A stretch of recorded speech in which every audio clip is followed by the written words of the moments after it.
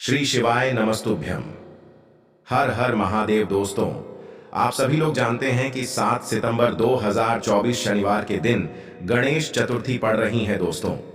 और दोस्तों, ये जो शनिवार है भाद्रपद महीने में पड़ने वाला सबसे बड़ा शनिवार है, क्योंकि इस शनिवार के दिन गणेश जी की मूर्ति स्थापना भी की जाएगी और इस दिन किया गया 11 गेहूं के दाने वाला उपाय कभी विफल नहीं जाता है। और आप सभी लोग जानते हैं कि ये जो 4 मास होते हैं ये भोलेनाथ को बहुत अधिक प्रिय होते हैं, जिसका बहुत ही बड़ा और विशेष महत्व होता है। और ऐसा दिन पूरे साल में सिर्फ एक ही बार आता है। और दोस्तों, आप सभी लोग जानते हो गणेश चतुर्थी का अगर सबसे बड़ा कोई उपाय है तो वो 11 गेहूं के दाने वाला उपाय है। तो दोस्तों, इस शनिवार गणेश चतुर्थी के दिन आप लोगों को इस 11 गेहूं के दाने वाले उपाय को जरूर करना है। बहुत सारे लोग होंगे जिन लोगों ने इस उपाय को ना किया हो, मतलब पूरा साल निकल गया, उन्होंने किसी भी दिन इस गेहूं के दाने वाले उपाय को ना किया हो। पर दोस्तों, आपके पास एक आखिरी मौका बचा हुआ है जो कि 7 सितंबर के दिन है। तो इस दिन आप लोगों को इस वाले उपाय को जरूर कर लेना है। भले ही आपने पूरे साल भर इस उपाय को ना किया हो, पर अगर आपने इस भाद्रपद महीने के शनिवार गणेश चतुर्थी के दिन अगर इस वाले उपाय को कर लिया तो आपको इस उपाय को करने का वो फल मिलेगा जिसकी आपने कभी कल्पना भी नहीं करी होगी। इसीलिए आप लोग इस वाले उपाय को एक बार जरूर कर लेना, ताकि आप लोगों के हाथ से यह मौका ना जा सके और आपको इस उपाय को करने का फल मिल सके। दोस्तों, यह उपाय पंडित जी ने अपनी अभी की ही शिव महापुराण की कथा में बताया है, जिस उपाय को आज हम आपको बहुत अच्छे से समझाने वाले हैं। इस वीडियो को देखने के बाद इस उपाय को समझने के लिए आपको कोई और वीडियो को देखने की जरूरत नहीं पड़ेगी। तो चलिए दोस्तों, उपाय को शुरू करते हैं। देखिए, ये इस भाद्रपद महीने के शनिवार के दिन यह इतना खास होता है, इतना महत्वपूर्ण होता है। देखा गया है कभी कभी बड़े बड़े पूजा पाठ अनुष्ठान से जो मनोकामना पूर्ण नहीं होते, वो भाद्रपद महीने के दिन एक छोटे से उपाय करने से ही आपकी मनोकामना पूर्ण हो जाती है। और बहुत सारे लोगों ने इस उपाय को किया भी है और उनको इस उपाय को करने का फल भी जरूर मिला है। अगर आप लोग भी इस उपाय को करना चाहते हैं तो आप इस उपाय को पहले अच्छे से समझ लेना, सुन लेना, उसके बाद करना। आपको इस उपाय का फल जरूर मिलेगा और इस उपाय को कर लेने से आपके घर में चाहे किसी भी प्रकार की दुख और समस्या क्यों ना चल रही हो, आपको उसका कारण भी नहीं पता है कि भाई यह समस्या किस कारण से चल रही है। उसका कुछ भी कारण हो सकता है, जैसे पितृ दोष हो सकता है या किसी भी तरह का मंगल दोष भी हो सकता है। तो इस दिन आप लोगों को यह वाला उपाय कर लेना है। ये एक ऐसा उपाय है जिस उपाय को अगर किसी विशेष दिन पर किया जाए तो भाई उस विशेष दिन का जो है वह तो हमें मिलता ही मिलता है। पर हमने उस दिन पर इस 11 गेहूं के दाने वाले उपाय को किया है तो हमें उससे भी बड़ा फल मिलता है, और फल बहुत जल्दी मिलता है, क्योंकि आप इस उपाय को बहुत ही बड़े और विशेष दिन पर कर रहे हो। तो चलिए अब उपाय के बारे में बात करते हैं। लेकिन उससे पहले आप लोगों को यह जानना आवश्यक है कि आखिर यह उपाय किस समय करना है, किसको करना है और कैसे करना है। तो चलिए हम आगे आपको वीडियो में एक एक करके बता देते हैं। लेकिन उससे पहले अगर आप लोग हमारे चैनल पर नए हैं तो हमारे चैनल को सब्सक्राइब कर लेना और इस वीडियो को लाइक करके कमेंट बॉक्स में श्री शिवाय नमस्तुभ्यम ओम नम शिवाय जरूर टाइप कर देना। तो दोस्तों, इस 11 गेहूं के दाने वाले उपाय को हमें इस गणेश चतुर्थी के दिन कैसे करना है, किसको करना है, किस समय करना है और कहां पर करना है, ये सारे सवालों के जवाब आपको इस वीडियो में मिल जाएंगे।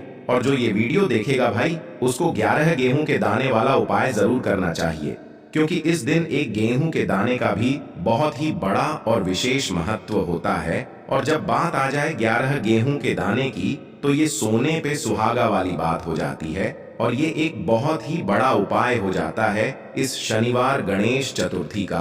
तो अब दोस्तों, इस 11 गेहूं के दाने वाले उपाय को आखिर करना किसको है, सबसे पहले हम लोग वो बात जान लेते हैं। तो देखो, घर की जो बड़ी माताएं बहनें होती हैं, उन माताओं बहनों में से कोई भी एक बड़ी माता बहन इस वाले उपाय को कर सकती है। और दोस्तों, अगर आप चाहे तो अपने घर में से सभी सदस्यों को भी इस उपाय को करवा सकते हैं। अगर किसी व्यक्ति की खुद की कोई मनोकामना है, खुद की कोई दुख और परेशानी है जो कि वह अपने लिए ही करना चाहता है, इस वाले उपाय को तो वह खुद अपने लिए भी कर सकता है। बाकी अगर कोई घर में से ऐसा है जो कि अपने पूरे घर परिवार की सुख और शांति के लिए यह वाला उपाय करना चाहता है, तो भाई वह भी कर सकता है। उसमें भी कोई दिक्कत वाली बात नहीं है। कहने का मतलब यह है कि इस उपाय को हर एक सदस्य भी कर सकता है और पूरे घर परिवार के सदस्य के लिए घर की बड़ी माताओं बहनों में से कोई एक माता बहन भी कर सकती है। माताएं बहनें अगर घर में उपस्थित ना हो या वह यह वाला उपाय ना कर पा रही हो, तो फिर घर का कोई बड़ा सदस्य भी इस 11 गेहूं के दाने वाले उपाय को कर सकता है। चाहे फिर वह पुरुष ही क्यों ना हो, उसमें कोई भी दिक्कत वाली बात नहीं है। अब दोस्तों, इस 11 गेहूं के दाने वाले उपाय को हमें करना कहां पर है? देखो, इस उपाय को हमें मंदिर में ही करना है। बहुत सारे लोग प्रश्न करते हैं हर एक उपाय को करते समय, क्या हम इस उपाय को घर पर या मंदिर में कर सकते हैं? देखो, तो इस वाले उपाय को आप मंदिर पर करोगे तो अच्छा रहेगा, घर में नहीं करना है इस वाले उपाय को। उसके बाद में दोस्तों, जो अगला प्रश्न निकल कर आता है वो यह आता है इस उपाय को लेकर कि आखिर इस उपाय को हमें किस समय करना है, सुबह के समय करना है कि शाम के समय करना है? तो देखो, इस वाले उपाय को आप लोग सुबह के समय भी कर सकते हो और शाम के समय प्रदोष काल में भी कर सकते हो। अब अगर आप पूछो कि भाई साहब, सबसे उत्तम समय कौन सा रहेगा इस 11 गेहूं के दाने वाले उपाय को करने का, तो हम आपसे बस यही कहेंगे कि इस उपाय को आप शाम के समय करेंगे तो ज्यादा बेहतर होगा, क्योंकि गणेश चतुर्थी इस दिन है और इस दिन प्रदोष काल के बहुत महत्व होता है। बाकी अगर सुबह के समय भी करेंगे तो भी अच्छा होगा, उसमें कोई भी दिक्कत वाली बात नहीं है। तो अब दोस्तों, जो अगली सबसे बड़ी और महत्वपूर्ण बात आती है वो यह आती है कि सुबह अगर हम उपाय को करेंगे तो हमें कितने बजे से लेकर कितने बजे तक के बीच में करना है, और शाम के समय प्रदोष काल में करेंगे तो हमें कितने बजे से लेकर कितने बजे के बीच में करना है। तो देखो, सुबह जितनी जल्दी हो सके आप उपाय को करने की कोशिश करना।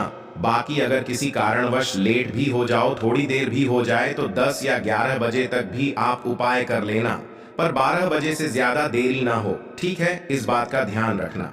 उसके बाद में दोस्तों, अगर शाम के समय प्रदोष काल की बात करें, प्रदोष काल का जो समय होता है वो शाम के 6 बजे से शुरू हो जाता है। मतलब शाम के 6 बजे से लेकर 7 बजे के बीच का जो समय होता है, यह समय प्रदोष काल का समय होता है।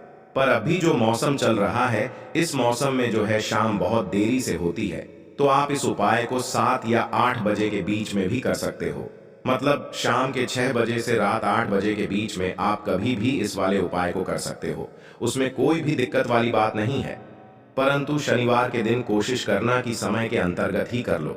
किसी कारणवश ना कर पाओ तो थोड़ा देरी से भी कर सकते हो, आपको उपाय का फल जरूर मिलेगा। देखो, गुरुजी ने कहा है कि शनिवार गणेश चतुर्थी के दिन आपको 11 गेहूं के दाने वाला उपाय तो अवश्य ही करना चाहिए।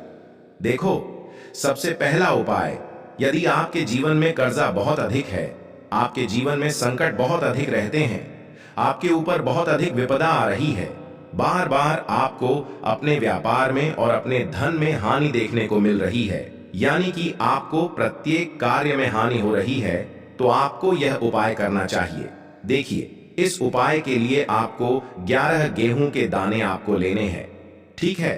11 दाने लेने के बाद में आपको जरूरत होगी चावल के दानों की। 11 चावल के दाने और 11 गेहूं के दाने, और चावल के दाने खंडित नहीं होने चाहिए। अब आप कहोगे भैया गेहूं कहां से लेने हैं? देखो, आपको किसी भी किराना स्टोर पे 7 गेहूं के दाने मिल जाएंगे, जाके ले लेना, ठीक है ना? 11 गेहूं 11 चावल के दाने लेने हैं। साथ ही साथ आपको एक तांबे का लोटा लेना है और उस तांबे के लोटे में आपको जल भरना है। जल आपका खुद के घर का होना चाहिए, मंदिर का नहीं होगा। अब आप ये सब सामग्री लेकर पहुंच जाओगे महादेव के शिवलिंग के पास में शाम के टाइम पे प्रदोष काल में। देखो, जब आप ये उपाय कर रहे हो तो अपना फेस रखना उत्तर दिशा, नॉर्थ डायरेक्शन की तरफ। अब यहाँ पे जो मैं आपको क्रम बताने जा रहा हूं ना, उस मेरे क्रम को बहुत ध्यान से सुनिए। महादेव को अगर कोई सबसे प्रिय है ना, तो उनकी सबसे छोटी पुत्री जिनका नाम है माता अशोक सुंदरी, जो आपके पास में चावल के 11 दाने हैं ना, उन चावल के 11 दानों को माता अशोक सुंदरी के स्थान पर आपको अपना नाम और गोत्र बोलते हुए समर्पित कर देने हैं, है ना। चावल के दानों को रखने के बाद में जो आपके पास में तांबे का लोटा है ना, उस तांबे के लोटे को कहीं पे भी हम जल नहीं चढ़ाएंगे। सिर्फ और सिर्फ माता अशोक सुंदरी का जो हस्त कमल आपको दिख रहा है, यहीं पे गोल गोल आपको समर्पित करना है उसी जल को, और कहीं नहीं। ना तो माता अशोक सुंदरी के स्थान पर, ना तो शिवलिंग के ऊपर। सिर्फ आपको यहाँ पे गोल गोल जलाधारी पर आपको उस जल को समर्पित करना है। अब आपके पास में बचे हुए हैं 11 गेहूं के दाने, और बचे हैं उन्हीं 11 गेहूं के दाने को आपको अपनी मनोकामना अपने विशेष कहते हुए महादेव के शिवलिंग के ऊपर अगर आप गणेश चतुर्थी के दिन प्रदोष काल में कर देते हैं तो आपकी जो भी मनोकामनाएं होंगी, जो भी विश होंगी, महादेव पूरी जरूर करते हैं। अन्न को समर्पण करने से, उस खासकर गेहूं को समर्पण करने से हमारी इच्छाएं पूरी होती हैं। और अगर वो दिन गणेश चतुर्थी का दिन हो, तब तो इससे सुंदर संयोग कुछ भी नहीं हो सकता। आपकी इच्छाओं को पूरा करने के लिए बहुत स्पेशल, बहुत प्यारा सा उपाय आप सभी को जरूर करना है। ध्यान में रखिएगा, यह उपाय प्रदोष काल में करना है। देखो, गुरुजी ने कहा है, भगवान शिव के शिवलिंग पर 33 कोटि देवी देवताओं का वास होता है। अगर हम शिवलिंग के सामने कुछ भी उपाय करते हैं तो हमारे सभी देवी देवता हमसे खुश हो जाते हैं। ये उपाय आपको अवश्य करना है। देखो, सुबह के टाइम नहीं कर सकते, ठीक है। अब बात करते हैं अगले उपाय की। देखिए, आगे बढ़ने से पहले वीडियो को एक लाइक जरूर करें। देखो, इस उपाय को करने के लिए सबसे पहले तो आपको 2 मिट्टी के दीपक लेने होंगे। अगर आपके पास मिट्टी के दीपक नहीं है तो आप आटे के दीपक भी तैयार कर सकते हैं, परंतु कोशिश करना कि मिट्टी के दीपक आपको मिल जाए, ठीक है।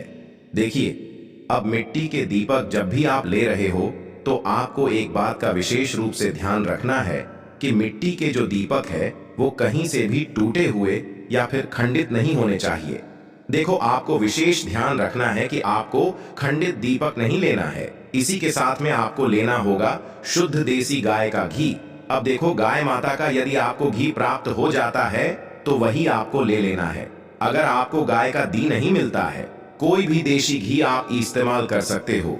देखिए, अब आपको क्या करना है, आपको 2 चम्मच शुद्ध घी लेना है। क्योंकि आप 2 दीपक ले रहे हैं तो आपको 2 चम्मच शुद्ध घी लेना है।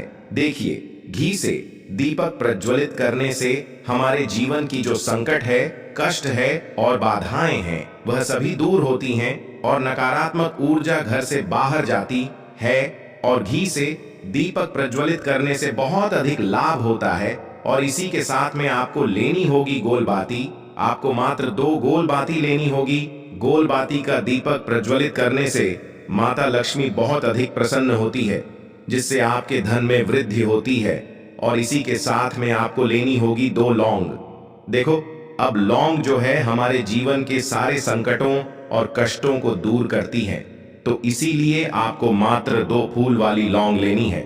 अब ये सभी सामग्री लेने के बाद इन सभी सामग्रियों को लेकर के आपको पहुंच जाना है पीपल के वृक्ष के वहां पर, क्योंकि इस दिन दीपक को पीपल के वृक्ष की जड़ में दीपक प्रज्वलित करना बहुत ही विशेष बताया है, खासकर शनिवार के दिन।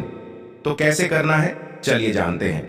पूज्य गुरु जी कहते हैं कि जो भी व्यक्ति पीपल के वृक्ष से कोई भी उपाय करता है तो उसके जीवन में कभी भी धन की समस्या उत्पन्न नहीं होती है। देखिए, पूज्य गुरु जी ने बताया है आपको ऐसे पीपल के वृक्ष के नीचे इस उपाय को करना है जो थोड़ा बड़ा वृक्ष हो और उसकी छाया आपके ऊपर पड़नी चाहिए, और पीपल की जड़ में आपको ये उपाय करना है। अब सबसे पहले तो आपको अपना जो मुख है उत्तर दिशा की ओर रख करके खड़े हो जाना है। उत्तर दिशा जो है वो माता लक्ष्मी और भगवान विष्णु की मानी गई है, जिनकी कृपा से हमें धन की प्राप्ति होती है और आर्थिक तंगी से हमें छुटकारा मिलता है।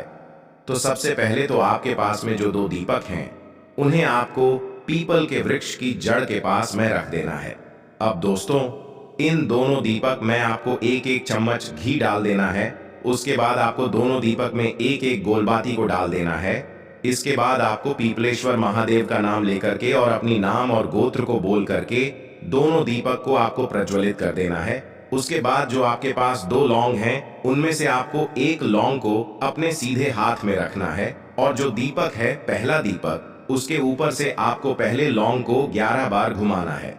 देखिए, यदि आप 11 बार घुमा रहे हैं तो आपको 11 बार ओम महालक्ष्मी नमः इस मंत्र का जाप कर लेना है और आपको अपना नाम और गोत्र को बोल करके आपको धन की प्राप्ति हो, धन की जितनी भी समस्याएं हैं वह सभी दूर हो, ऐसे आपको प्रार्थना कर लेनी है। और ये जो पहली लौंग है इसे आपको दीपक के अंदर डाल देना है। अब इसके बाद आपको दूसरी लौंग को भी लेना है और बाएं वाले दीपक के ऊपर से भी आपको इससे लौंग को 11 बार घुमा देना है और 11 बार आपको ओम नमो भगवते वासुदेवाय नमः इस मंत्र का जाप कर लेना है। उसके बाद इस जलते हुए दीपक, मैं आपको अपना नाम और अपनी गोत्र को बोल करके इस जलते हुए दीपक में ये लौंग आपको डाल देनी है।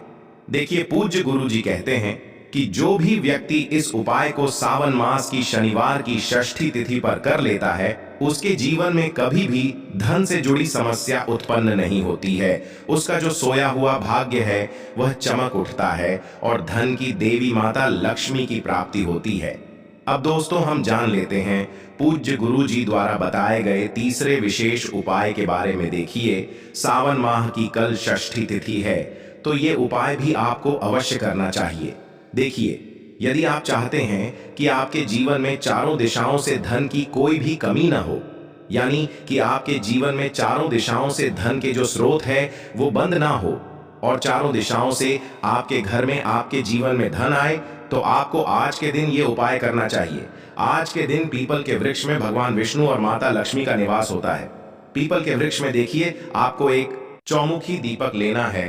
आप माटी का दीपक भी ले सकते हैं और आटे का दीपक भी आप बना सकते हैं। देखिए, दीपक के अंदर आपको 4 बातियों का प्रयोग करना है। साथ ही साथ दीपक में आपको घी का प्रयोग करना है। अगर घी आपके पास नहीं है तो आप तिल के तेल का प्रयोग भी कर सकते हैं और साथ में आपको एक चुटकी हल्दी भी लेनी है होगी। अब देखो, ये जो चौमुखी दीपक है आपको पीपल के वृक्ष के वहां पर लेकर के पहुंच जाना है। देखिए, ये जो दीपक है आपको माता लक्ष्मी के निमित्त प्रज्वलित करना है, इसलिए आपको ओम महालक्ष्मी नमः इस मंत्र का वहां पर 108 बार जाप करना है। पीपल के वृक्ष के वहां पर यह जो चौमुखी दीपक है आपको उत्तर दिशा की ओर अपना मुख करके प्रज्वलित करना है। यह दीपक आपके घर में सुख समृद्धि प्रदान करेगा और आपकी जो दरिद्रता है उसे दूर करेगा। तो इस प्रकार से आपको ये दूसरा उपाय कर लेना है। अब दोस्तों, हम सबसे अंत में जान लेते हैं चौथे चमत्कारी उपाय के बारे में। ये उपाय विशेषकर रोग मुक्ति के लिए होने वाला है। देखिए, इस उपाय के लिए आपको मात्र थोड़ा सा शहद ले लेना है और इसी शहद के साथ में आपको मात्र एक लोटा शुद्ध जल लेना है। तांबे के पात्र के अंदर अपने घर से अब सिर्फ ये दोनों सामग्री लेकर के सीधे आपको पहुंच जाना है भगवान शिव के मंदिर में। पूज्य गुरु जी ने बताया है कि शनिवार के दिन पर आप ये उपाय सुबह के समय भी कर सकते हैं और शाम के समय में भी कर सकते हैं। देखिए, सबसे पहले तो आप जो ये शहद लेकर के गए हैं, इस शहद से आपको माता अशोक सुंदरी वाले स्थान पर ओम का निर्माण कर देना है। यह जो ओम है आपको अपने सीधे हाथ की चिटी उंगली के पास वाली उंगली, अनामिका उंगली, उसी से बनाना है और इसके बाद जो आपके पास एक लोटा शुद्ध जल है इससे भी आपको धीरे धीरे भगवान शिव के शिवलिंग पर अर्पित करते जाना है। श्री शिवाय नमस्तुभ्यम इस मंत्र का जाप करते हुए पूज्य गुरु जी ने बताया कि जल आपको बिल्कुल धीरे धीरे समर्पित करना होगा और समर्पित करते हुए आपको कम से कम 11 बार या फिर 21 बार श्री शिवाय नमस्तुभ्यम इस मंत्र का जाप कर लेना है। लेकिन जैसे ही ये जल शिवलिंग से होकर के जलाधारी की ओर बह करके आएगा तो इस जल को आपको उसी पत्र में थोड़ा सा जल लेना है और यह जल आपको महादेव से औषधीय स्वरूप प्राप्त कर लेना है। आपको महादेव से प्रार्थना कर लेनी है कि है महादेव, मैं इस जल को औषधीय स्वरूप अपने घर लेकर के जा रहा हूँ। मेरे परिवार के सदस्यों के शरीर में बीमारी हो चुकी है, उस बीमारी को ठीक करने के लिए आप इस जल को औषधीय स्वरूप बना दीजिए। इस प्रकार से प्रार्थना करते हुए यह जल आपको अपने घर लेकर के आ जाना है। अब दोस्तों, इस जल का आपको उस व्यक्ति को आचमन करवाना है जो व्यक्ति बहुत अधिक बीमार है, यानी कि थोड़ा थोड़ा जल आपको उस व्यक्ति को आचमन करवा देना है। पूज्य गुरु जी ने बताया है कि जो भी व्यक्ति इस जल का आचमन कर लेता है उसका सभी रोग और बीमारी दूर हो जाती है। तो दोस्तों, इस वीडियो में हमने पूज्य गुरु जी द्वारा बताए गए 3 महा उपाय बताए हैं जो आपको अवश्य करने हैं। अगर आपको उपाय को लेकर कुछ भी पूछना है, कमेंट बॉक्स में पूछ सकते हैं। उपाय को लेकर कोई भी गलती ना करें। हर हर महादेव। ओम नमः शिवाय।